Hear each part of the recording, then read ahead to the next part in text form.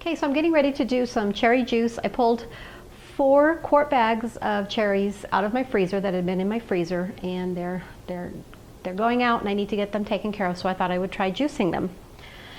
I put 4.5 quarts of water in this bottom pot.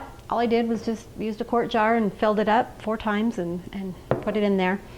This pot is empty right now. That's where all the juice is going to collect. Be sure you have your stopper on your little tube here. You don't want juice running out prematurely all over your counter. Another thing I forgot to mention before is there's a little clamp that comes with this also, and it fits on the tube so that you can clamp it down. You can, then put your tube in a jar, fill it up, clamp it down, put it in another jar, fill it up. So that's another little handy thing. And then I've got, like I said, 4 quarts of cherries in here. I don't know if you can see that. It's pretty full. I'll be interesting to see how far down those settle as they're juiced and cooked. So I'm going to put the lid on here, let it come to a steam for about an hour, I believe. I'll have to double check my directions. Let me just do that right now.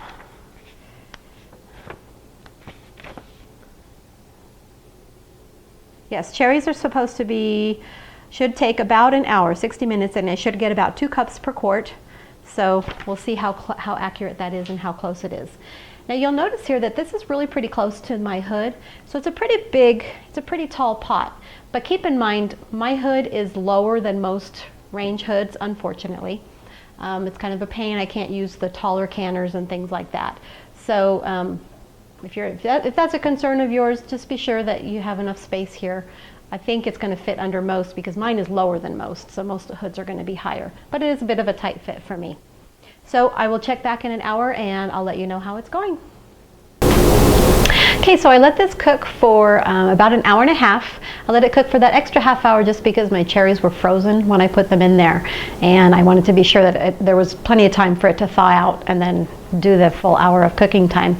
I actually didn't end up, this is actually the next day, I didn't end up being able to finish the video up yesterday. Life just got busy and my kitchen was full. Didn't have a quiet moment. So, but I wanted to show you what I got. I ended up with almost, not quite, 3 quarts of juice from the 4 quart bags of the frozen cherries. This one is just a little bit short of being full, but it's pretty close to 3 quarts.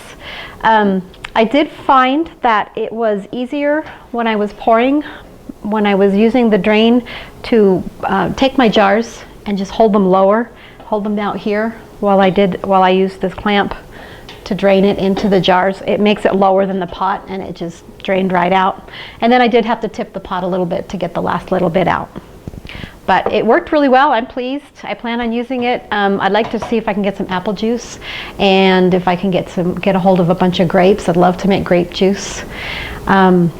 This cherry juice, I'm not sure what I'm going to do with it yet, so I just put lids on it and put it in the fridge. You could make cherry syrup out of it. You can make cherry jelly. You can just add some sugar and drink it as it is, or just drink it as it is without the sugar. It's a little bit, I'd probably prefer it with sugar, but it'll be handy to have. And so the Norpro Juicer Steamer, I think I like it, and I hope this was helpful. If you have any questions, be sure and contact me, Sharon at simplycanning.com, and be sure and visit my site. I've got lots of canning information on there.